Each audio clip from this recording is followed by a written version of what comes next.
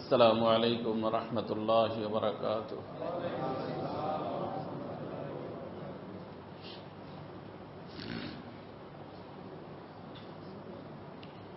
الحمد لله وكفى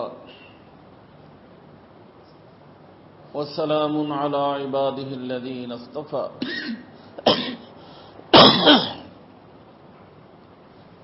أما بعد فأعوذ بالله من الشيطان الرجيم. بسم الله الرحمن الرحيم. سبعة يظلهم الله في ظله يوم لا ظل إلا ظله. إمام عادل وشاب نشأ في عبادة الله ورجل قلبه معلق بالمسجد. الحديث. محترم و مکرم حضرات علماء کرام، মুআজ্জাজ হাজিরিন, আল্লাহ রব্বুল ইজ্জতের বহুত বড় ইহসান ও মেহেরবানি, আল্লাহ পাক আমাদের সকলকে আল্লাহ পাকের ঘর মসজিদের মধ্যে আসার এবং বসার তৌফিক দিয়েছেন। এজন্য সকলেই আল্লাহ পাকের শুকর আদায় করি আলহামদুলিল্লাহ। আমার ভাই দোস্ত, গত মাসে আসার ইচ্ছা থাকা সত্ত্বেও কোনো কারণবশত আসতে পারিনি। তার আগের মাসে আমি এক হাদিস শরীফের উপরে আলোচনা শুরু করছিলাম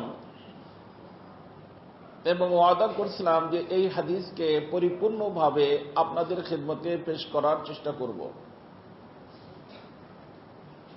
কারণ এই হাদিস শরীফের মধ্যে আল্লাহ সুবহানাহু ওয়া তাআলা এক ভয়াবহ ময়দান, যেই ময়দানে সকলকেই যেতে হবে, ধনী হোক, গরিব হোক, শিক্ষিত হোক, অশিক্ষিত হোক, সব মানুষকেই যেই ময়দানে উপস্থিত হতে হবে তার নাম হলো হাসরের ময়দান।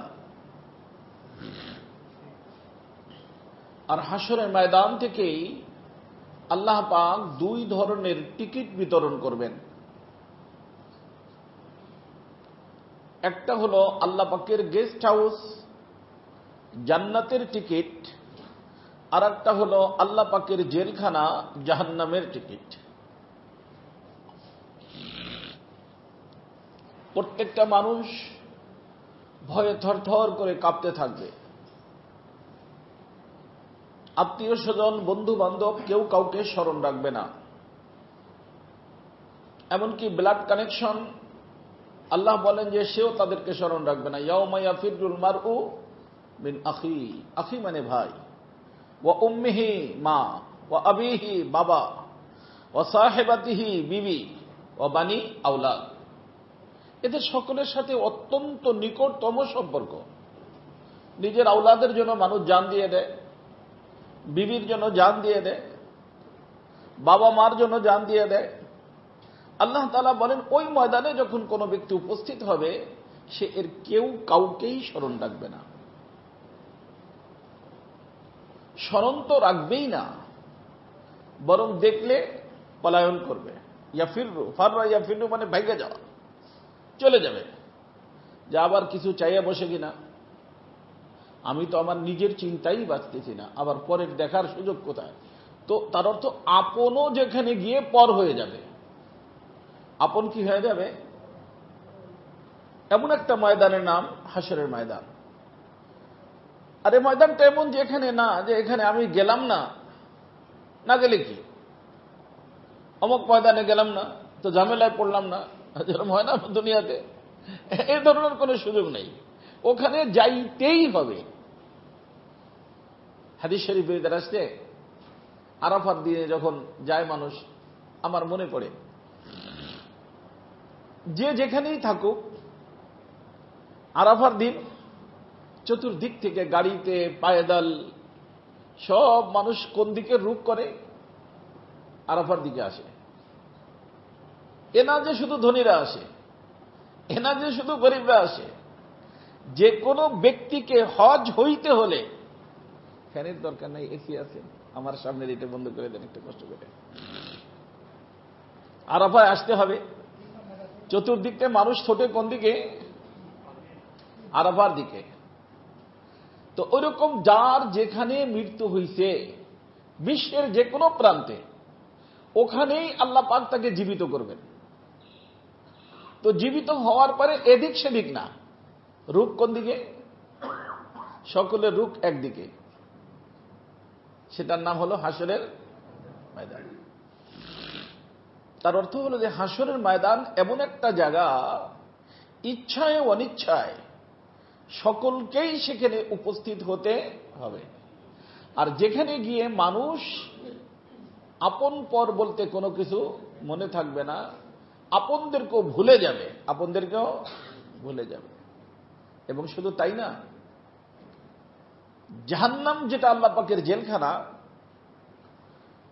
আল্লাহ পাকের জেলখানার নাম হলো নার। নার শব্দের অর্থ হলো আগুন। হাদিসের ভিতরে আসছে আগুনকে জ্বালাইতে জ্বালাইতে জ্বালাইতে এখন কালো রূপ ধারণ করা আছে, কালো অন্ধকার, কিন্তু আগুন। দুনিয়ার আগুনের থেকে 70 গুণ বেশি তার প্রখরতা, তার তেজ। এই আগুনের জাহান্নাম জেলখানা ফেরেশতারা শিকল দিয়ে ধরে রাখবে, এবং এই আগুনকেই ক্রস করে প্রত্যেকটা মানুষকে জান্নাতে যাইতে হবে। অর্থাৎ জান্নাত এমন না যে আপনি এদিক সেদিক হয়ে চলে গেলেন, আগুনের উপর দিয়ে যেতে হলো না, না, এমন না। প্রত্যেককে, নবী হোক, রসুল হোক, গাউস হোক, কুতুব হোক, জান্নাতে যারা যাবে তারা কি হয়ে যাবে? আগুনের উপর দিয়েই যাবে। তো এই ময়দানটা কত ভয়াবহ, কত কঠিন। আমাদের রাসূলুল্লাহ সাল্লাল্লাহু তাআলা আলাইহি ওয়াসাল্লাম ইরশাদ ফরমান যে এই কঠিন ময়দানের মধ্যেও আল্লাহ পাক কিছু মানুষকে, এই যে যেখান থেকে টিকিট বিতরণ হবে হাসরের ময়দান, এর উপরে আল্লাহ পাকের আরশ হবে, সে আরশ পাকের নিচে একটা ছায়া হবে। ওই ছায়ার মধ্যে আল্লাহ পাক নূরের মেম্বার বানায় রাখবেন, নূরের মেম্বার।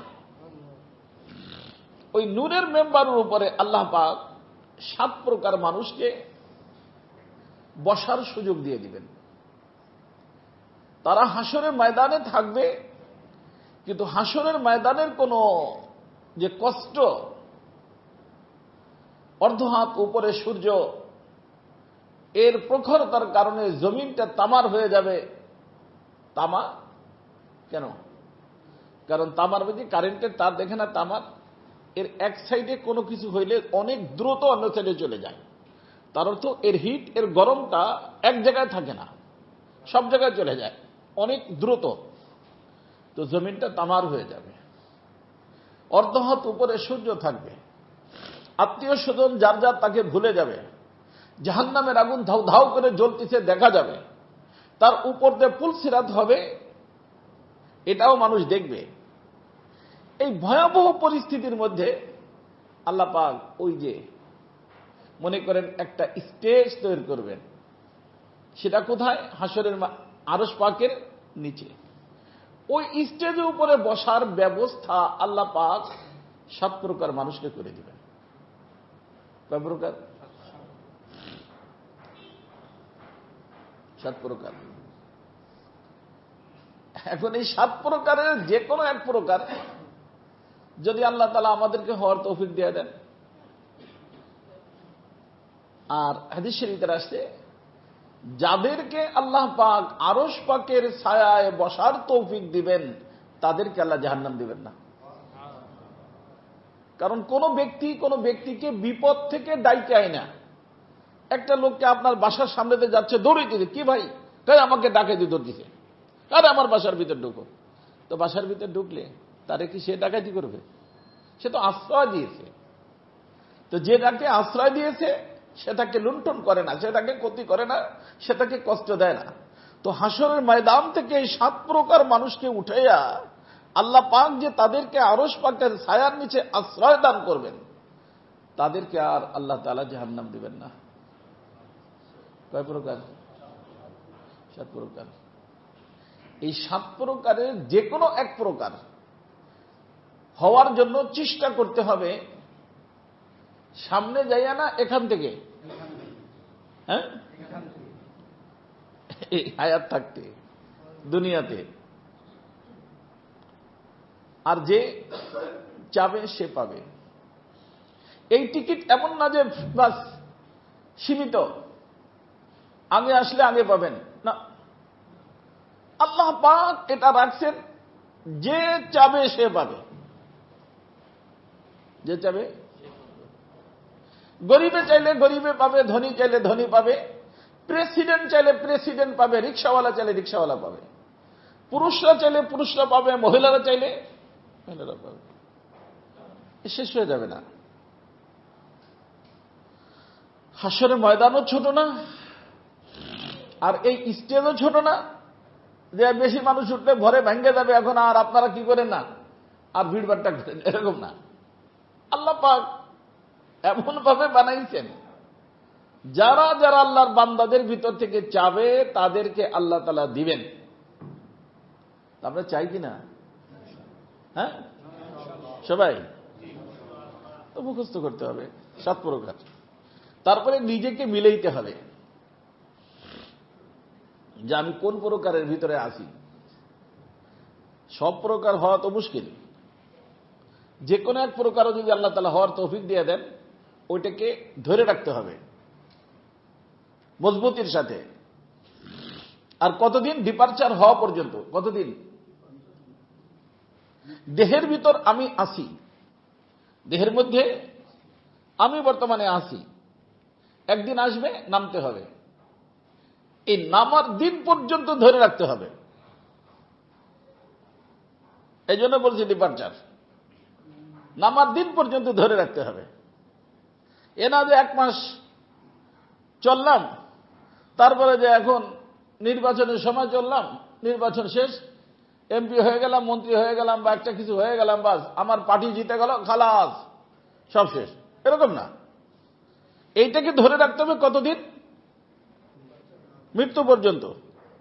আর এটা আমার কথা না, আল্লাহ বলেন ওয়াবুদ রাব্বাকা হাত্তা ইয়াতিয়াকাল ইয়াকিন। এটাকে ধরে রাখতে হবে ইয়াকিন আসা পর্যন্ত। ইয়াকিন মানে মৃত্যু। কারণ মৃত্যুর উপরে কোন ব্যক্তির কি নাই, চিন্তা নাই, এই নাই। কেউ বলে না না মৃত্যু আসবে না, এরকম কেউ বলে? মৃত্যু একটা সত্য জিনিস, যেটা আসবেই। এই জন্য ইয়াকিন শব্দের অর্থ এখানে মৃত্যু। এই মৃত্যু আসা পর্যন্ত আপনাকে এবং আমাকে যেইটার উপরে আমি সিদ্ধান্ত নিব যে আল্লাহ তৌফিক দিলে এই গুণে গুণী হইয়া আমি হাসরের ময়দানে আরশ পাকের নিচে যে স্টেজ নূরের হবে, সেই স্টেজে বসার জন্য চেষ্টা করব। এই গুণে, সেই গুণটাকে সবটারই চেষ্টা করব।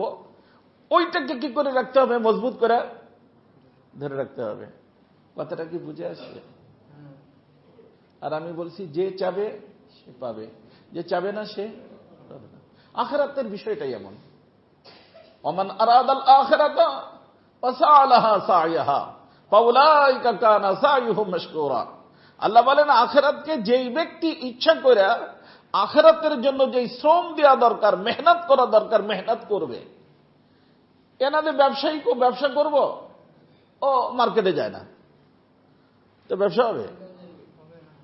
ব্যবসা করার ইচ্ছাও করতে হবে, আবার মার্কেটেও যাইতে হবে, দোকান খুলতে হবে। তো ওরকম আল্লাহ তাআলা বলেন যে তুমি আখিরাতের ইচ্ছা তো করলা, কিন্তু তার জন্য চেষ্টা করলা না, কাজ হবে না। ইচ্ছাও করতে হবে, চেষ্টাও করতে হবে।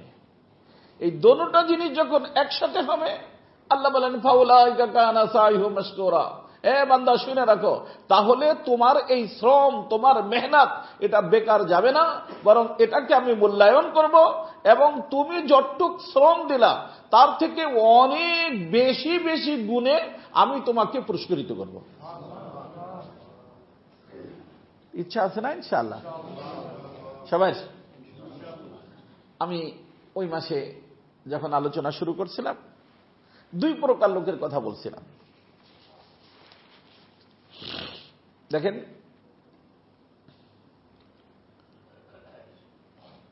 রাসূলুল্লাহ সাল্লাল্লাহু আলাইহি ওয়াসাল্লাম ইরশাদ ফরমান, সাবআ শব্দের অর্থ হলো সাত। ইযিল্লুহুমুল্লাহ, আল্লাহ পাক তাদেরকে তাহতা জিল্লিহি, তার আরশ পাকের নিচে ছায়া দান করবেন, বসার ব্যবস্থা করবেন। সাত প্রকার মানুষ। কয় প্রকার? সাত প্রকার। এক নম্বর, আল্লাহ রাসূল বলেন ইমামুন আদিলুন, ন্যায়পরায়ণ বাদশাহ। আমি এর বিস্তারিত আলোচনা আপনাদের মাঝে করছি যে বাদশাহ যেরকম দেশের একজন হয়, এরকম আমরা প্রত্যেকে বাদশাহ হইতে পারি। কারণ এই যে আমাদের দেহ, এই দেহের অঙ্গ প্রত্যঙ্গগুলো আমার অধীনে। কার অধীনে? তাই না? আমার হাত, আমার চোখ, আমার ব্রেন, আমার পাও, এসব অঙ্গ প্রত্যঙ্গ কার অধীনে? আমার অধীনে। এই সমস্ত অঙ্গ প্রত্যঙ্গর আমি বাদশাহ।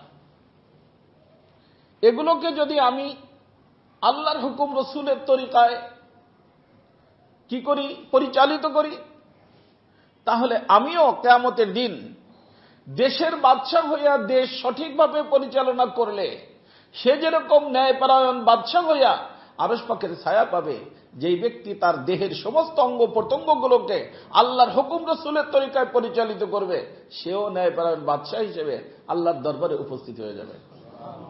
এর থেকে সহজ আর কি হইতে পারে? অর্থাৎ বাদশাহ হওয়ার সুযোগ প্রত্যেকের আছে।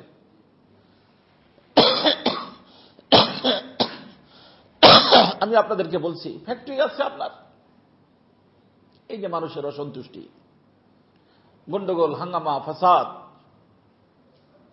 ওরা আপনার অধীনে। ফ্যামিলির সদস্য আপনার অধীনে, আপনি ফ্যামিলি, ওরা ফ্যামিলি মেম্বার, আপনি ফ্যামিলির বাচ্চা। এই ফ্যামিলির লোকদের উপর জুলুম না হওয়া চাই, দোকানের লোকদের উপর জুলুম না হওয়া চাই, ফ্যাক্টরির লোকদের উপর জুলুম না হওয়া চাই। আরে সমালোচনা করা তো সহজ, নিজে চলা কঠিন। সমালোচনার জন্য তো মুখ খোলা আছে, হ্যাঁ অমুকে কি করতেছে, কি করতেছে। আরে আমি কি করতেছি?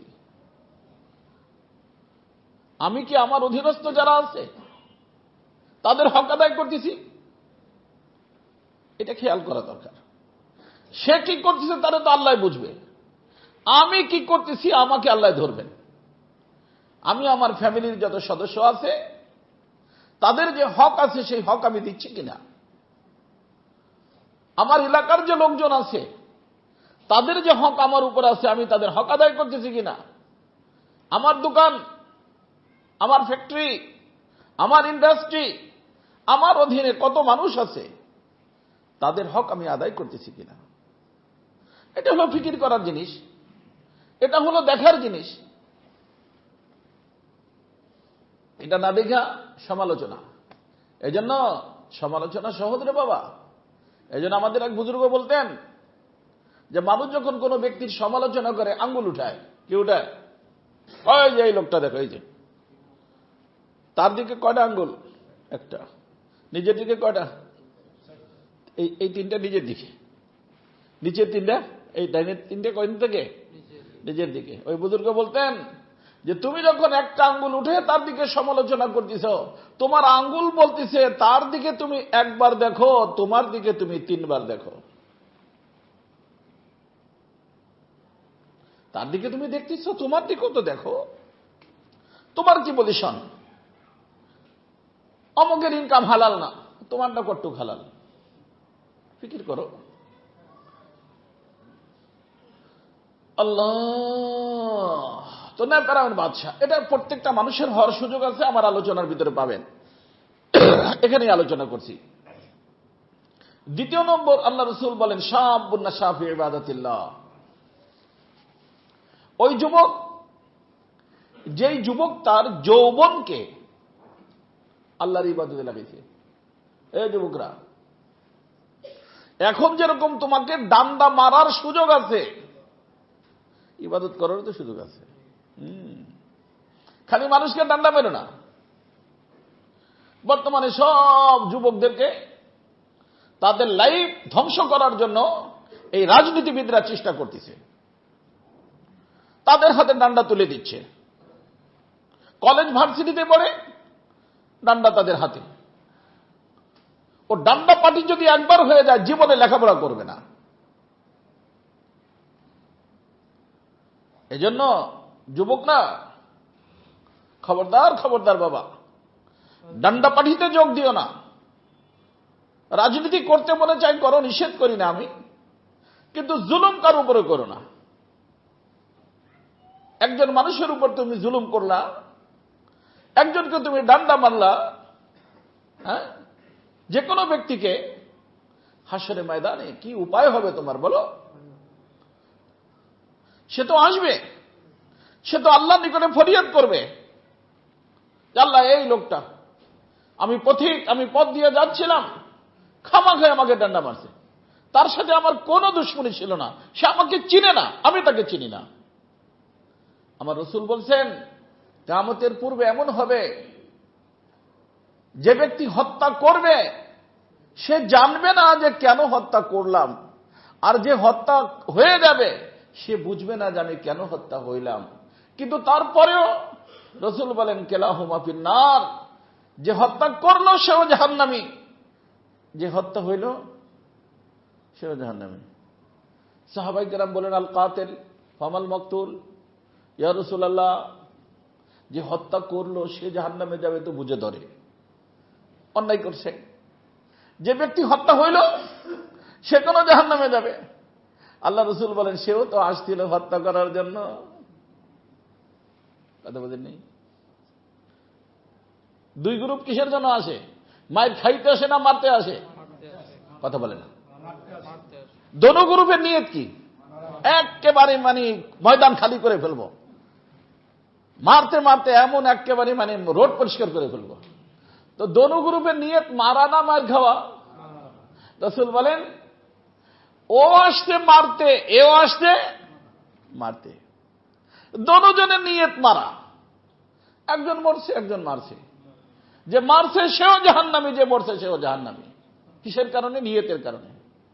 হ্যাঁ, মরলেই যে শহীদ শহীদ বলা শুরু করে দেন না, চিন্তা করতে হবে যে শহীদের অর্থ কি, শহীদ কখন হয়। শহীদ একটা কোরআনে কারীমের ভাষা নাকি, না কোন উপন্যাসের ভাষা? হ্যাঁ, কোরআনে কারীমের ভাষা। আল্লাহ তাআলার প্রিয় ব্যক্তি চারজন, মিনান নাবিয়্যিনা ওয়াস সিদ্দিকিনা ওয়াস শুহাদা ওয়াস সালিহিন। কয় প্রকার হইল? নবী, হ্যাঁ, নবী রাসূল এক, সিদ্দিক, শহীদ, সালেহ। কয় প্রকার হলো? তো বোঝা গেল শহীদ একটা উপন্যাসের ভাষা না, বরং কোরআনের ভাষা। আর কোরআনের ব্যাখ্যা আমি আপনি করব না রসুল করবেন? রসুল বলে গেছেন শহীদ কাকে বলে। একজন বলল আমি বলে দিলাম শহীদ, আমার পার্টি বলে দিল শহীদ। কি করলে শহীদ হয়, কোথায় যাইয়া বললে শহীদ হয়, কিভাবে বললে শহীদ হয়, এর বিস্তারিত কোরআন এবং হাদিসের ভিতর তার ব্যাখ্যা বিশ্লেষণ আছে। এই জন্য আমার দোস্ত, জওয়ানরা, যুবকরা, যারা এখানে আছো, যারা অন্য জায়গা থেকে শুনতেছো বা শুনবে, তাদের সকলের হাতে পায়ে ধরে বলতেছি, বাবা, তোমাদের ভবিষ্যৎ, দুনিয়ার ভবিষ্যৎ, আখিরাতের ভবিষ্যৎ নষ্ট করার জন্য আজকে এই রাজনীতিবিদরা তোমাদের হাতে ডান্ডা তুলে দিচ্ছে। দুনিয়াও নষ্ট হবে, আখিরাতও নষ্ট হবে। আজকে তুমি জেলে চলে যাও, তোমার লেখাপড়া শেষ। আর আখিরাতের জেল যদি মাপটাপ করায় নিতে না পারো, তাহলে তওবা তিল্লা কইরা মাপটাপ করায় না নিতে পারো, আখিরাতের জেল তো আছেই। তো দুনিয়াও জেল, আখিরাতেও জেল। কিসের সফলতা হলো? আল্লাহ তাআলা আমাদের সকলকে দুনিয়ার জেল এবং আখিরাতের জেল থেকে আমাদেরকে, আমাদের আওলাদদেরকে, আমাদের সকলকে আল্লাহ বাঁচার তৌফিক দান করেন। এমন কোন কাজ আমার থেকে সংঘটিত না হয় যেই কারণে আমাকে জেলে যেতে হয়। জেল কোনো ভালো জায়গা না। জেলে আমাদের ইউসুফ আলাইহিস সালাম গেছেন, 3টে কথা লিখে আসতেন যে জেল এমন একটা জায়গা যেখানে গেলে আপন পর হয়ে যায়, আপন মানুষের চেনে না। কয়েকদিন একটু যায় বাসায়, এই আমরা আসি, চিন্তা করেন না, তারপরে কেউ থাকে না। যারা বলে আগে বড়, আসি তোমার পিছনে, পিছনেই থাকে, সামনে আসে না। এই জন্য জেল কোনো ভালো জায়গা না বাবা। যুবকরা নিজের যৌবনকে, রাসূল বলেন শাবুন নাশা ফি ইবাদাতিল্লাহ, ওই যুবক যে তার যৌবনকে আল্লাহর দ্বীনের জন্য অক্ষ করে দিয়েছে। কিসের জন্য? দ্বীনের জন্য। অথচ বর্তমানে নিয়ম হলো যুবকদেরকে না নিলে পার্টি জমে না। এই জন্য যুবকদেরকে কত নামে নেওয়া হয়, আর এদেরকে উদ্বুদ্ধ করে আল্লাহ তাআলা হেফাজত করুক, এদের লাইফ নষ্ট করা হয়। এই লাইফ নষ্ট যারা করে তারা গুনাহগার হবে, অবশ্যই গুনাহগার হবে। তাদের মতলব সিদ্ধি করার জন্য এই যুবক ছেলেদের জীবনকে ধ্বংস করতেছে। এজন্য 7 প্রকার মানুষের দ্বিতীয় প্রকার হলো যেই যুবক তার যৌবনকে আল্লাহর ইবাদত, আল্লাহর ইবাদত, আল্লাহ যেইভাবে বলছেন সেইভাবে চলে। এটা আমি বলতেছি না যে আপনার চলে যেতে হবে জিহাদে, না। আল্লাহ বলছেন ব্যবসা করার জন্য ব্যবসা করে, আল্লাহ বলছেন নামাজ পড়তে নামাজ পড়ে, আল্লাহ বলছেন বাবা মার খেদমত করতে বাবা মার খেদমত করে। এটা বলছে না জিহাদে চলে যাও। বরং আল্লাহ রাসূল তো অনেক যুবককে জিহাদে যাইতে দেন নাই। মানুষ আসলে কোরআন এবং হাদিসকে সঠিকভাবে না বুঝে, বরং অনেক মানুষ আছে জিহাদের ব্যাপারে মানুষদেরকে খামাখাই উদ্বুদ্ধ করে। হাদিস শরীফের ভিতরে আসছে, এক যুবক আসছে আল্লাহ রাসূলের নিকটে, ইয়া রাসূলুল্লাহ, আমি তাশকিল হতে চাই, যুদ্ধের ময়দানে যেতে চাই, আমাকে রুখ দেন, আমাকে পাঠান। আল্লাহ রাসূল জিজ্ঞেস করলেন, তোমার বাবা মা আছে? ইয়া রাসূলুল্লাহ, আছে।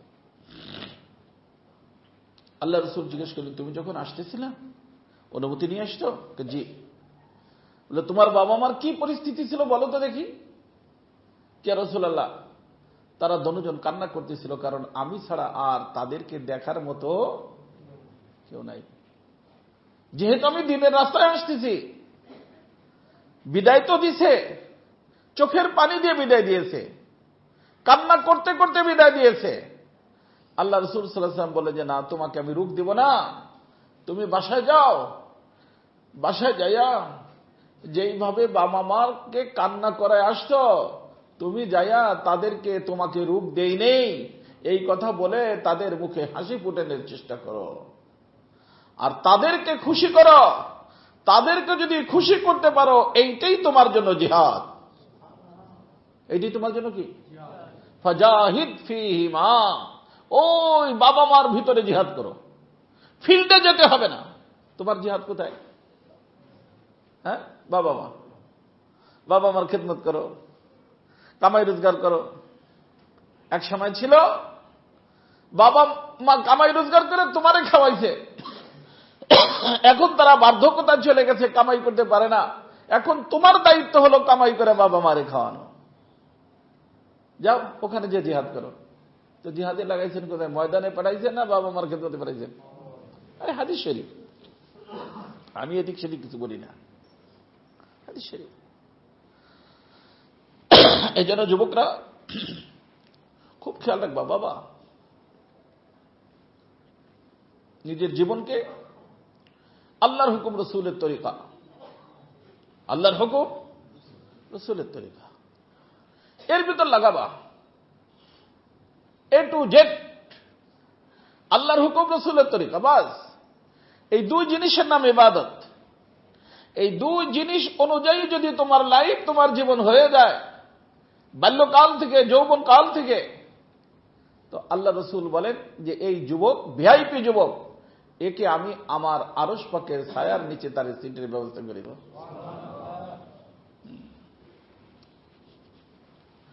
এ দুইটার উপরে আমি আলোচনা করছিলাম। নাম্বার 3, রাসূল বলেন রাজুলুন কলবুহু মুআল্লাকুম বিল মসজিদ। ঘুমাইতেছেন নাকি আপনারা? ঘুমায়েন না, ঘুমায়েন না। আল্লাহ, সহজ একটা ব্যাপার, সহজ ব্যাপার।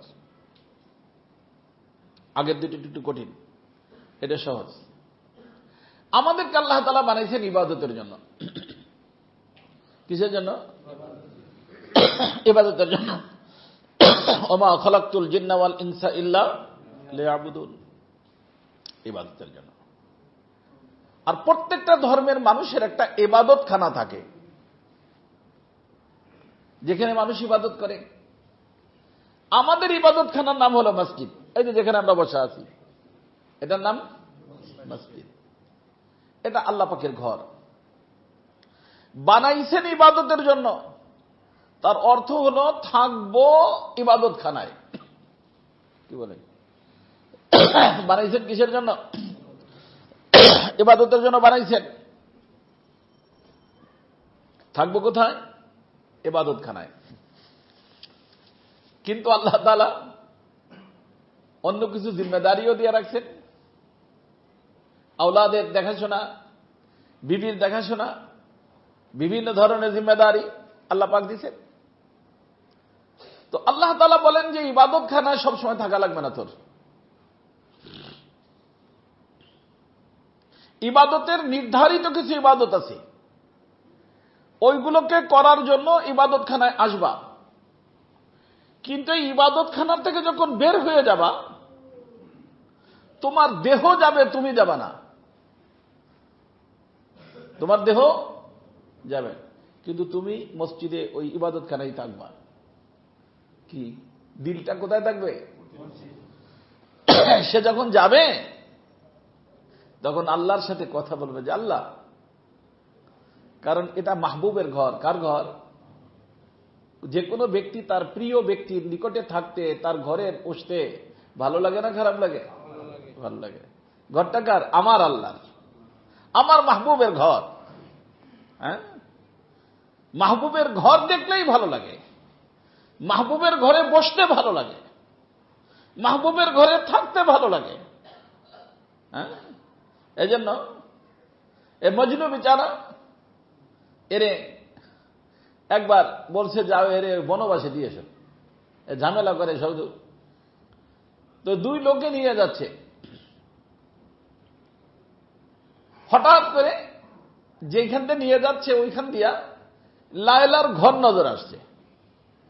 সাথে সাথে চিৎকার দিয়ে দৌড় দিছে আর বলছে কেফা, ভাই তোমরা দুজন একটু দাঁড়াও। নাবকি মিন যিকরা হাবিবি ওয়া মানজিলি বিসিত্তিল লিওয়া বাইনা দাখুল ফাহাওমালি। এই যে এখানে আমার লায়লার ঘর, আমাকে একটু ঘরের পাশে বসা একটু কান্না করতে দে। কারণ আমার লায়লার ঘরের পিছনে বসে কান্না করতেও আমার ভালো লাগে। নিয়ে যা, একটু কান্না করে দে, তারপরে নিয়ে যা। তো মওলানা পাকের ঘরের নিকটে বসে কান্না করতেও ভালো লাগে, মওলানা পাকের ঘর দেখলে ভালো লাগে, মওলানা পাকের ঘরের ভিতর ঢুকলে ভালো লাগে। যত সময় পর্যন্ত মওলার ঘরে থাকে তখন আরাম লাগে।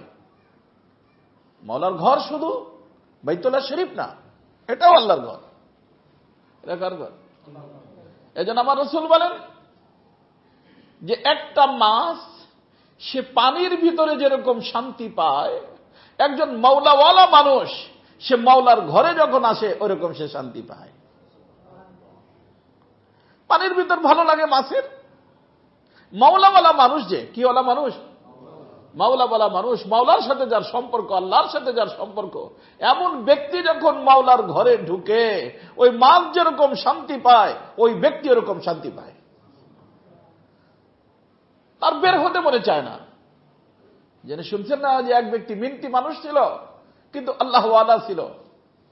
এক লোক যেন আমাদের কোনো খোঁজ খবর নাই, ধনী মানুষ, মাল অনেকগুলো কিনছে, বলছে একটু নিয়ে যাবো, কিন্তু শর্ত হলো আমার মালিকের পক্ষ থেকে ডাক আসলে কিন্তু ওখানেই আমি স্টপ, আগে মালিকের হুকুম আদায় করব, তারপর আপনার সামান নিয়ে যাব। বলছে ওকে চলো। ঢুকছে মসজিদে,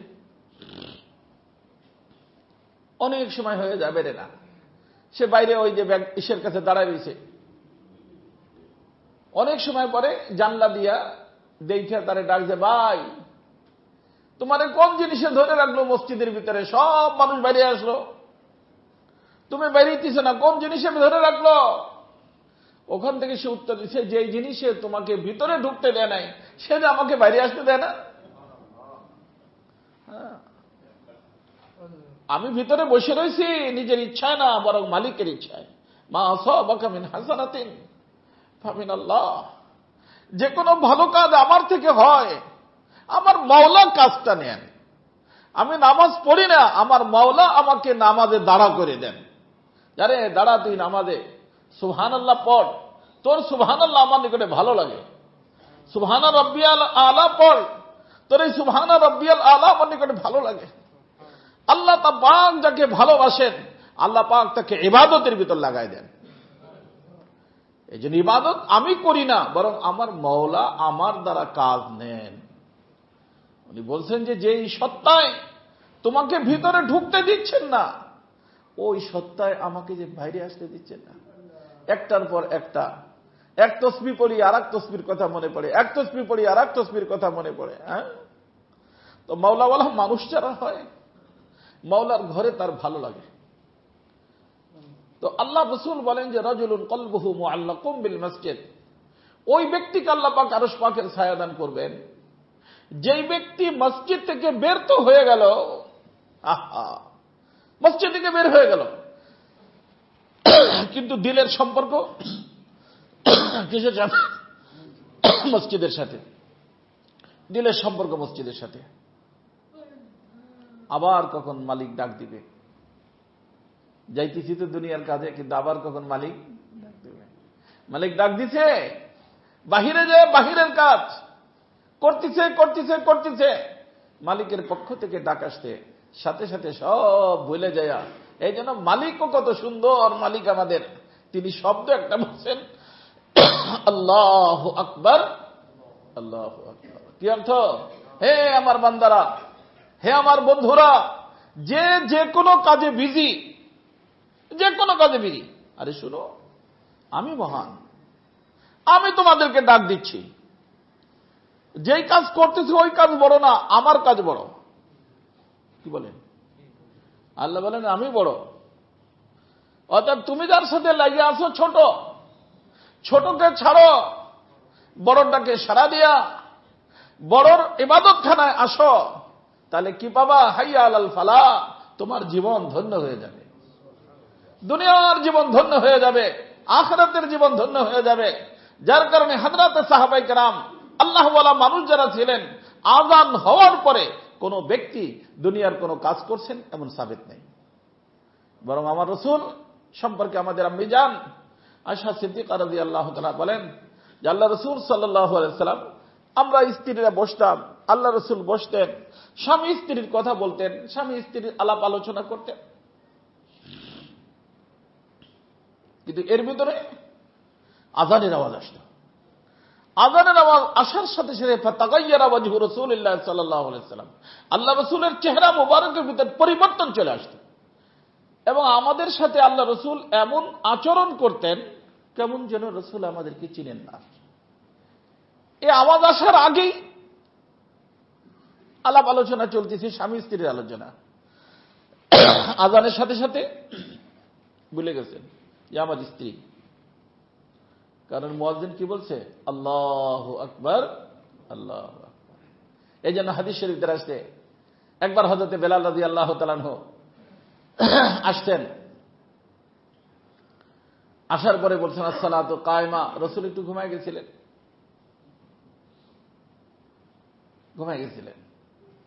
তো আম্মি জান চিন্তা করলেন যে নামাজের সময় তো এখনো আছে, ফজরের নামাজে, তো একটু আরেকটু আরাম করুক। যেরকম অনেক সময় আমরাও দেখা যায় যে ক্লান্ত ছিলাম, তো চলো আর একটু আরাম করুক। তো আম্মি জান চাচ্ছিলেন রাসূল আর একটু কি করুক, আরাম করুক। যার কারণে বলছেন আর রাসূল নায়েম, ওখানে উনি বলছেন আসসালাতু কায়মা, নামাজের সময় হয়ে গেছে, নামাজ দাঁড়াবে। আম্মি জান বলছেন আসসালাতু ওয়ার রাসূল নায়েম, আরে রাসূল তো ঘুমিয়ে আছে বেটা, একটু ধৈর্য ধর। হ্যাঁ, কিন্তু সাথে সাথে ওনার মুখ দিয়ে বের হয়ে গেছে আসসালাতু খায়রুম মিনান নাওম, আসসালাতু খায়রুম মিনান নাওম। আরে নামাজ তো ঘুমের থেকে উত্তম। আল্লাহ রাসূল সাল্লাল্লাহু আলাইহি ওয়াসাল্লাম জাগছেন, জাগার পরে বলছেন যে বিলাল কি বললা? বলে এটা, বলে আমার আল্লাহ হুকুম করছেন তোমার এই কথাকে ফজরের আজানের ভিতরে ঢুকিয়ে দিতে। আল্লাহর মাহবুবদের এক এক কথা আমাদের জন্য আল্লাহ পাক রেখে দিয়েছেন, এটা বোঝার জন্য যে যখনই আমি ফজরের আজানে ঘুমাবো, শয়তান ঘুম ধরায় দিবে, বা ম্যাডাম বলবে যে অনেক রাত্রে এসে ঘুমাইছে, থাক ঘুমাইয়া না, তাকে বলতে হবে যে এটা আমাদের জন্য সবক, যে আসসালাতু খায়রুম মিনান নাওম, আরে নামাজ ঘুমের থেকে কি উত্তম। ঘুমাইলে ঘুমাইতে তো পারবা, একদিন তো আসবে ঘুমাই থাকবা, নামাজ তো পড়তে পারবা না। একদিন আসবে না, ঘুমাই থাকবে, কি হবে না? কাজে অমুক চির নিদ্রায় শুয়ে গেছে, ঘুম নাই, ঘুম আছে না, ঘুম আছে, কিন্তু নামাজ তো পড়তে পারবা না। এই জন্য যখনই ঘুমের ভাব হবে ঘুমাইতে পড়ে যাবে, সাথে সাথে রাসূলের এই ঘটনা মনে করবেন, আসসালাতু খায়রুম মিনান, নিজে বলবেন আসসালাতু খায়রুম মিনান নাওম, আরে মন শোনো, নামাজ তো ঘুমের থেকে উত্তম। আর মানুষ উত্তম জিনিস নিতে চায় না, খারাপটা নিতে চায়, উত্তম। তো নামাজ ধরো, উঠো, যাও মসজিদে যাও, নিজেকে মসজিদে নিয়ে যেতে হবে। আল্লাহ, তোমার রাসূল আজীব কথা বলেন, আল্লাহু আকবার। রাসূলুল্লাহ সাল্লাল্লাহু আলাইহি ওয়াসাল্লাম বলেন রাজুলুন কলবুহু মুআল্লাকুম বিল মসজিদ, ওই ব্যক্তি যে ব্যক্তির দিলটা মসজিদের ভিতরে, মসজিদের বাহিরে আসছে, দিলটা মসজিদের মধ্যে। বরং এর থেকেও একটা আশ্চর্য কথা আমি আপনাদেরকে শুনেই, আল্লাহ পাক আমাদের জন্য যে কত সহজ করে দিয়েছেন। অনেক মানুষ আছে দেখবেন, গরিব গুরাবা মানুষ জামাতের সাথে নামাজ পড়ে। একজন ফেরিওয়ালা, এই মনে করেন টুকরির মধ্যে বিভিন্ন ধরনের সবজি নিয়ে সে বের হয়, দেখা যায় মসজিদের কোনায় রেখে নামাজটা জামাতের সাথে পড়ে আবার মাথায় উঠে আওয়াজ দেয়া শুরু করছে। আর একটা লোক, আমাদের হাকিমুল উম্মাহ থানভী বলেন, রিটায়ার্ড পারসন, ছেলে মেয়ে আছে, কামাই রোজগার করে, তার নিজের কামাই করার কোনো প্রয়োজন হয় না, সে মসজিদে বসে গেছে। এ মসজিদের কোনায় বসে আল্লাহ আল্লাহ জিকির শুরু করছে, আর ও ফরজ নামাজ পড়ে আবার টুকরিটা মাথায় করে গলির ভিতরে ভেন্ডি আছে, করল্লা আছে, কহি আছে, বলে না, এক একটা বলতেছে। আমাদের থানভী বলেন যে এই লোকটা আল্লাহ আল্লাহ জিকির করার কারণে আল্লাহ পাক তাকে যেই সওয়াব দান করবেন, যেই মাকাম দান করবেন, ঠিক ওই সবজি করল্লা এই সেই এগুলোর নাম নেওয়ার কারণে আল্লাহ আল্লাহ বলার সওয়াব আল্লাহ তার আমলনামায় দিবেন।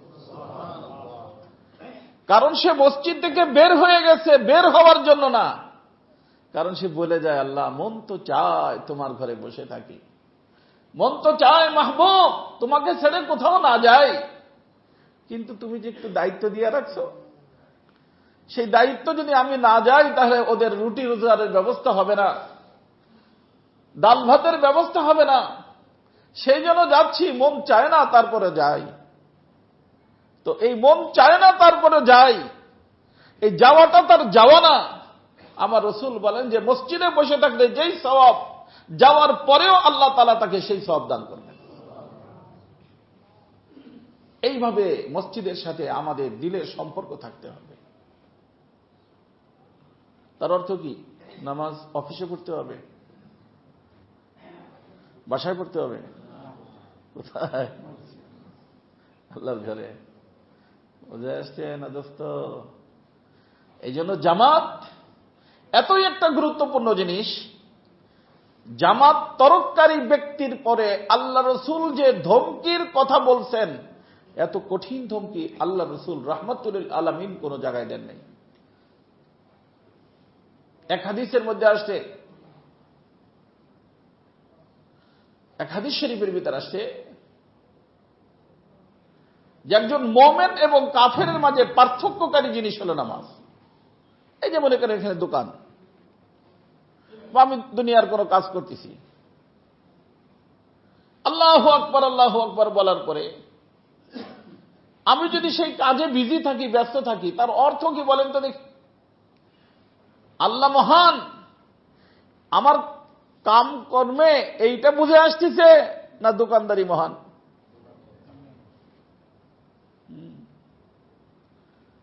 খবরদার, খবরদার। আল্লাহু আকবার শোনার পরে দুনিয়ার কোনো কাজ নাই, দুনিয়ার কোনো কাজ নাই। নামাজের প্রস্তুতি। কিসের প্রস্তুতি? নামাজের প্রস্তুতি নিতে হবে। আল্লাহ, অনেক মানুষ এদিক সেদিক ঘোরাঘুরি করে, অফিসে নামাজ পড়ে, দোকানে বসে গল্প করে, অথচ মুয়াজ্জিন কি বলছে? আল্লাহু আকবার, আল্লাহ। এই জন্য দিলের সম্পর্ক মসজিদের সাথে তখন হবে যখন মসজিদের মালিকের মহব্বত আমার দিলের মধ্যে হবে। মসজিদের মালিককে বাইতুল্লাহ, এটার নাম বাইতুল্লাহ, মানে আল্লাহর ঘর। তো আল্লাহর মহব্বত যখন দিলের ভিতর হবে, আল্লাহর ঘরের সাথে মহব্বত হবে। আল্লাহর সাথে যখন মহব্বত হবে, আল্লাহর ঘরে বসতে ভালো লাগবে। এই জন্য আমার দোস্ত, সকলে চেষ্টা করব জামাতের সাথে নামাজ আদায় করার জন্য। আমি বলছিলাম কঠিন ধমকি আল্লাহ রসুল দিয়েছেন, কঠিন। আল্লাহ রসুল বলেন, লাকাদ হামামতু আন আমুরা বিহাতাবিন ফায়ুহতাব।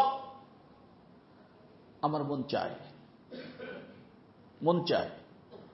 কি মন চায়? আন আমুরা বিহাতাব। আমার এখানে যারা আছে থাকে তাদেরকে বলবো যে মিয়া তোমরা একটা কাজ করো, লাকড়ি চুনে নিয়ে এসো, লাকড়ি জমা করো। হতাব মানে লাকড়ি, যে লাকড়িতে মানুষের খানা পাকায়। এখন না গ্যাস হয়েছে, আগে তার গ্যাস ছিল না, লাকড়িতে খানা পাকাইতো। ফায়ুহতাব, এরপরে লাকড়ি জমা করা হলো। সুম্মা আমুরা বিসসালাহ, এরপরে বেলালকে বলে যে বেলাল দাও, আজান দাও। আজান দিল, ফায়ুআযানু লাহা, আজান দেওয়া হলো। আজানের পরে যেই সমস্ত লোকগুলো আল্লাহর ডাকে সাড়া দিয়ে, আরে মুয়াজ্জিনের ডাক না, এটা ডাকটা কার? আল্লাহর ডাক। নেদা আল্লাহর, মুয়াজ্জিনের আজান দেয়, আজানটাকে আল্লাহর ডাক বলা হয়। আল্লাহর ডাকে সাড়া দিয়া যেই ব্যক্তি মসজিদের ভিতর চলে আসলো, আল্লাহ রসুল বলেন যে আমি উপস্থিত লোকদের নামাজের জন্য একজন ইমাম নিয়োগ দিয়ে দিব। যে ঠিক আছে, যারা নামাজের জন্য আসছে তারা কি পড়বে? নামাজ পড়বে। তারপরে সুম্মা উখালিফা ইলা রিজালিন, অতঃপর আমি ওই সমস্ত পুরুষ, এখানে রিজাল শব্দ আসছে, মহিলা না, পুরুষদের নিকট চলে যাব যারা জামাতে শরীক হয় নাই। জামাতে কি হয় নাই? হাইয়া আলাস সালাহ শোনার পরে, হাইয়া আলাল ফালাহ শোনার পরে মসজিদে আসে নাই। আমি তাদের ওখানে চলে যাব ওই যুবকদেরকে নিয়ে, যেই যুবকদেরকে নিয়ে আমি লাকড়ি জমা করার ব্যবস্থা করছি। যাই কি করব? আল্লাহ রাসূল আলাইহিম বুয়ুতাহুম, তাদের ঘরকে আমি আগুন ধরাই দিব। কি ধরাই দিব? তাহরিক শব্দের অর্থ হলো জ্বালায় দেয়া, জ্বালায় দেব। এটা আমার মন চায়। তাহলে মন চাওয়ার পরে আল্লাহ রসুল একটা ঘরও জ্বালান নাই। আমার দোস্ত, রসুলকে বলা হয় রাহমাতুল্লিল আলামিন। কি বলা হয়? রাহমাতুল্লিল আলামিন। রক্ত দিয়েছেন, বদদুয়া করেন নাই। রাহমাতুল্লিল আলামিন। সেই রাহমাতুল্লিল আলামিনের মুখে যদি এই কথা আসে, সেই কথা কত বেশি গুরুত্ব বহন করে। মন চায় জ্বালাই দিতে। অন্য হাদিসের মধ্যে আসে, আমি জ্বালাই না কেন? কারণ ওই ঘরের ভিতরে ছোট বাচ্চাও আছে, মহিলাও আছে, তাদের উপরে মসজিদে আসা জরুরি না। এখন যদি জ্বালাই দেই, সকলে ক্ষতিগ্রস্ত হবে। এই জন্য আমি জ্বালানের সিদ্ধান্ত তো মন চায়, কিন্তু বাস্তবায়িত করি না। বলতেছেন রাহমাতুল্লিল আলামিন। তো এই জামাতের সাথে নামাজ পড়াটা কত বড় গুরুত্বপূর্ণ জিনিস। কিন্তু আজকে দুঃখজনক কথা, আমাদের অনেক মানুষ জামাতের সাথে নামাজ পড়ে না।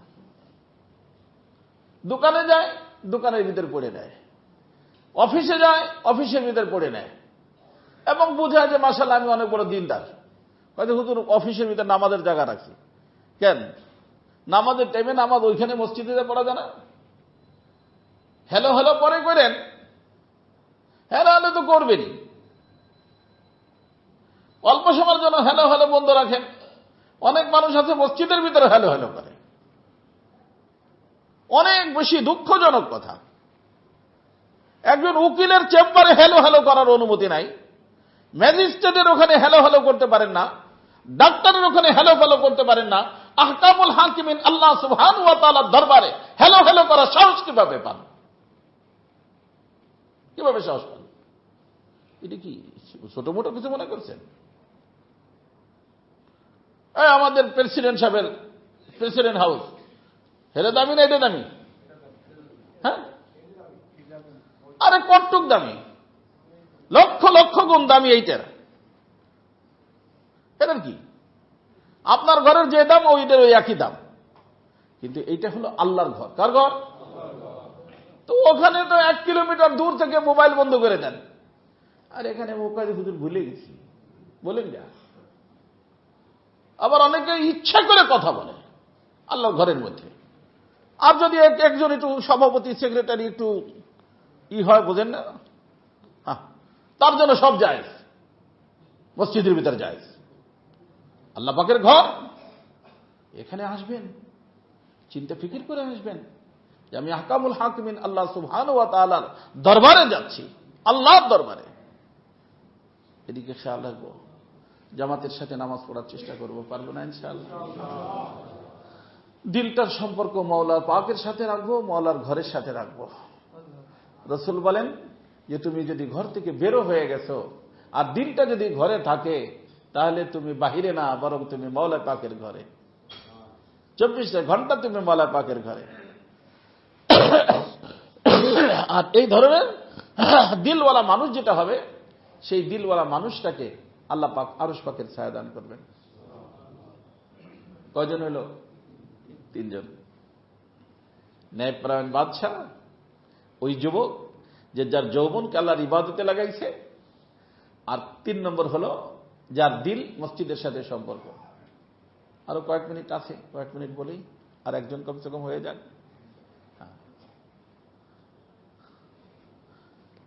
নাম্বার 4, রজুলানি তাহাব্বা ফিল্লাহ। রজুলানি তাহাব্বা ফিল্লাহ। ওই 2 ব্যক্তি, ওই 2 ফ্রেন্ড, বন্ধু, যাদের ভালোবাসা আল্লাহর জন্য। ভালোবাসা কিসের জন্য? একজন আরেকজনের ভালোবাসে, ফ্রেন্ডশিপ করছে। উদ্দেশ্য কি? আল্লাহর মহব্বত। আল্লাহর জন্য ভালোবাসে। একজন আরেকজনের সাথে সম্পর্ক আল্লাহর জন্য। হযরত সাহাবায়ে কেরামকে আমরা ভালোবাসি কার জন্য?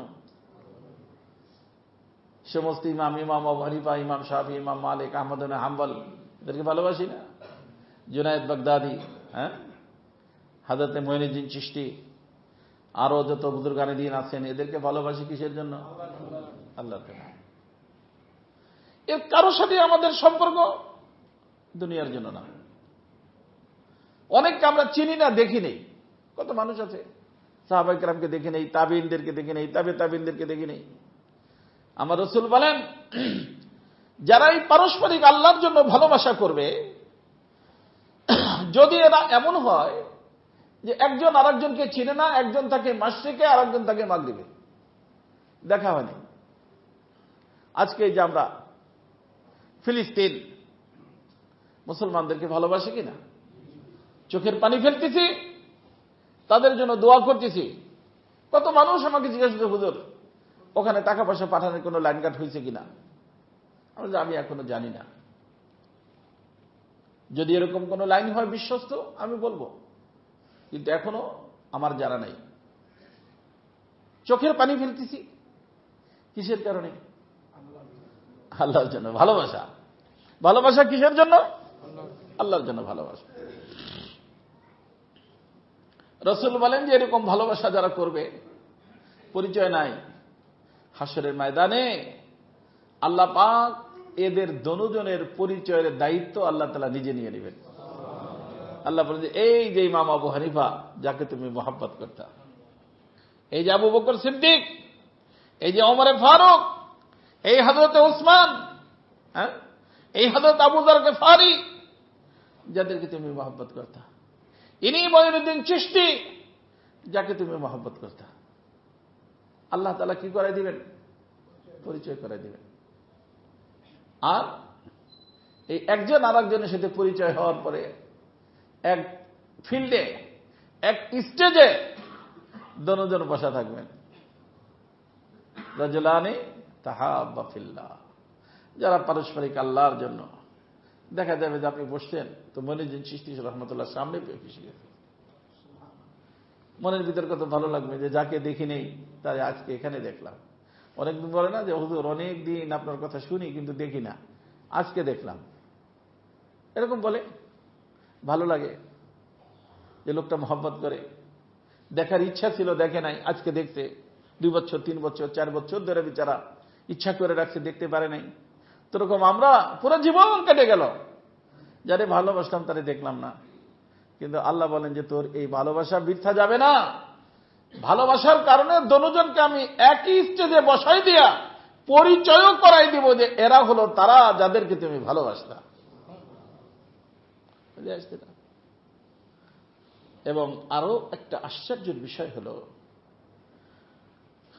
যদি কোনো ব্যক্তি কোনো ব্যক্তিকে আল্লাহর জন্য ভালোবাসে, এই দোনো ব্যক্তিকে আল্লাহ পাক ঈমানের সাথে মৃত্যু দান করেন। কিসের সাথে? এই জন্য অনেক মানুষ বলে যে পীর মাশায়েখদেরকে কি হয়, অনেক এটা মানতে চায় না। এই লাভটা হয়, একজনের যদি আপনি কোন আল্লাহওয়ালাকে মহব্বত করেন, কোন দিনদার মানুষকে মহব্বত করেন, কিসের জন্য? আল্লাহর জন্য। তো এই আল্লাহর জন্য মহব্বতের কারণে যেই লাভটা হবে, প্রফিট, সেটা হলো যে ওনাকে এবং আপনাকে আল্লাহ তাআলা ঈমানি মৃত্যু দান করবেন। আর ঈমানি মৃত্যু হওয়া, বাস আল্লাহর মেহেরবানি, সব সমস্যার সমাধান। আর ঈমানি মৃত্যু না হওয়া, সমস্যার কোনো শেষ নেই। এই জন্য দেখবেন যে মানুষের যখন মৃত্যুর সময় কাছাকাছি হয়ে যায়, মানুষ যার সাথেই দেখা হয় বলে যে ভাই একটু দোয়া করেন, আল্লাহ যেন আমাকে ঈমানের সাথে মৃত্যু দান করেন। তো ঈমানের সাথে মৃত্যু হওয়ার একটা সুবর্ণ সুযোগ হলো একজন আরেকজনকে ভালোবাসবে। কিসের জন্য? আল্লাহ পাকের জন্য, আল্লাহর জন্য ভালোবাসা। এটা আস্তে আস্তে খতম হয়ে যাচ্ছে রে ভাই। আল্লাহর জন্য ভালোবাসা নাই, মতলবী ভালোবাসা। বর্তমানে ভালোবাসা মতলবের ভালোবাসা। মতলব আছে, ফ্রেন্ডশিপ আছে, মতলব নাই, সব শেষ। এই জন্য আল্লাহর জন্য ভালোবাসা কাকে বলে? এর পরিচয় কি? এর পরিচয় হলো লা ইয়াজিদু ইযা আহসানা ওয়া লা ইয়ানকুসু ইযা জাফা। যাকে ভালোবাসলাম তার পক্ষ থেকে যদি হাদিয়া তোহফা পাওয়া যায় এটা বাড়ে না, আর সে যদি কোনো সময় কষ্ট দেয় ভালোবাসা কমে না। কারণ ভালোবাসছি তারে কিসের জন্য? আল্লাহর জন্য। দুনিয়ার জন্য তো ভালোবাসি নেই, দুনিয়ার উদ্দেশ্য তো তার থেকে নেওয়া আমার উদ্দেশ্য না। অতএব সেটা থাকলেই কি না থাকলেই কি, আমার ভালোবাসা তো আমার মাওলার জন্য, আল্লাহর জন্য। অতএব আমি তাকে ভালোবেসেই যাব। এই যে আল্লাহর ভালোবাসা। সাহাবায়ে কেরাম, আউলিয়া কেরাম, বুজুর্গানে দ্বীন, এক মুসলমান আর এক মুসলমানের সাথে মহব্বত, এক মুসলমান আর এক মুসলমানের সাথে মহব্বত, এটা কিসের জন্য? আল্লাহর জন্য।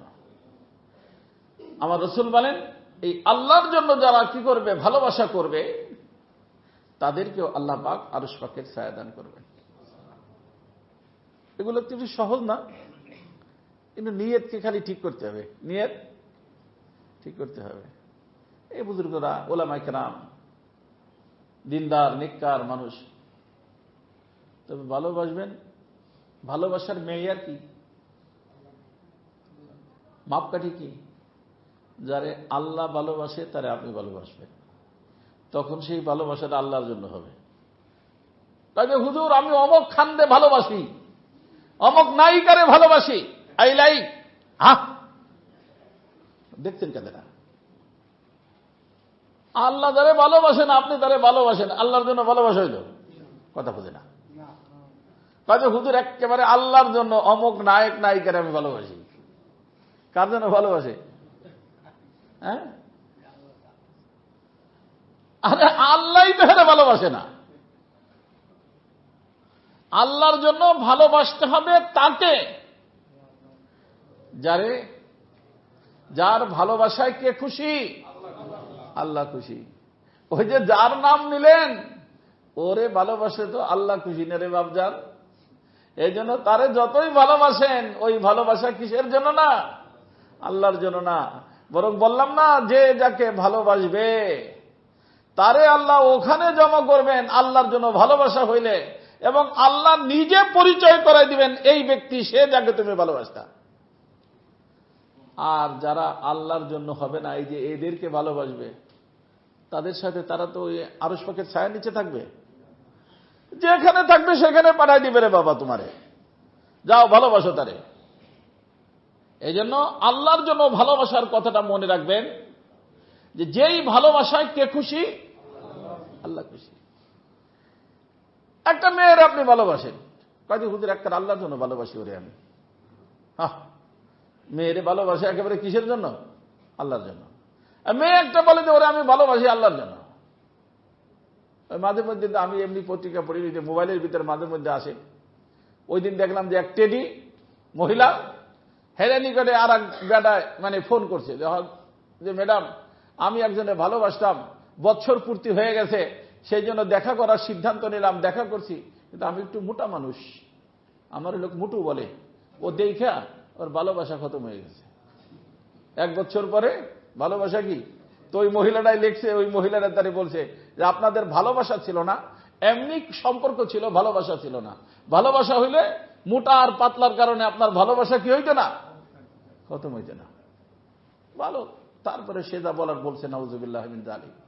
কারণ এরা যা বলে এই কাউন্সেলিং বর্তমান বিশ্বের ভিতরে একটা জিনিস হয়ে গেছে, আগে বহির্বিশ্বে ছিল, এখন আমাদের দেশে চলে আসছে। এই কাউন্সিলিং করবেন এমন ব্যক্তির থেকে যার মধ্যে আল্লাহর ভয় আছে।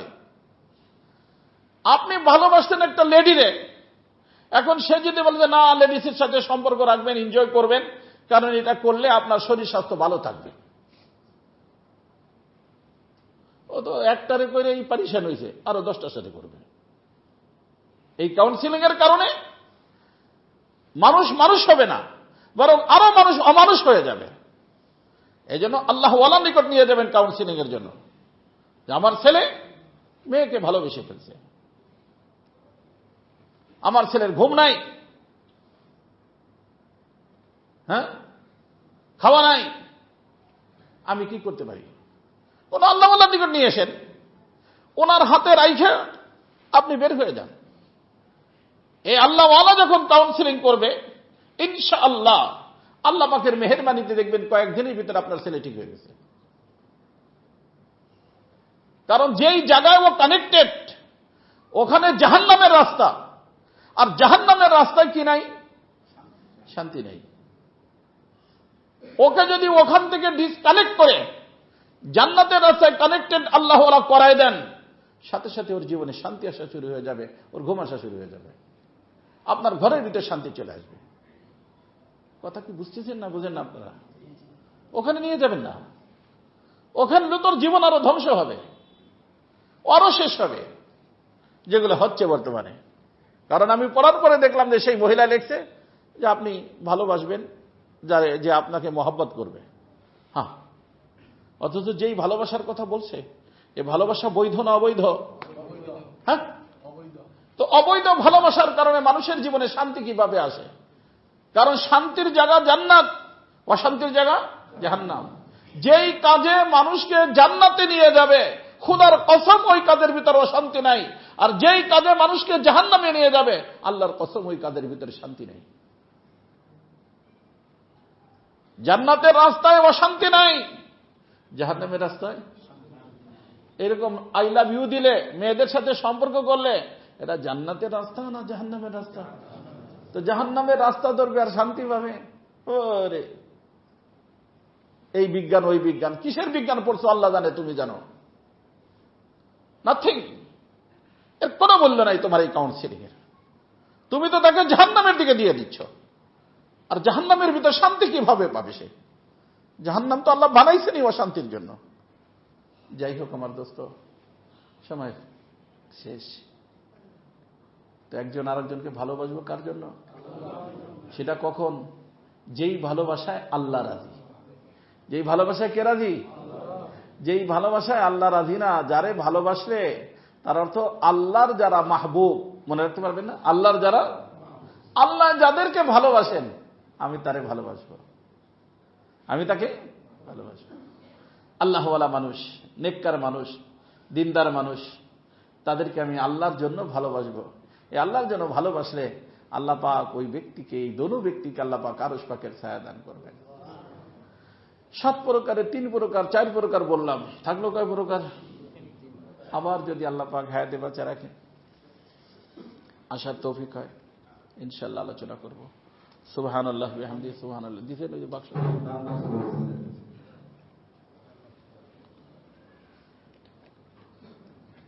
এই দান বাক্স দিচ্ছে।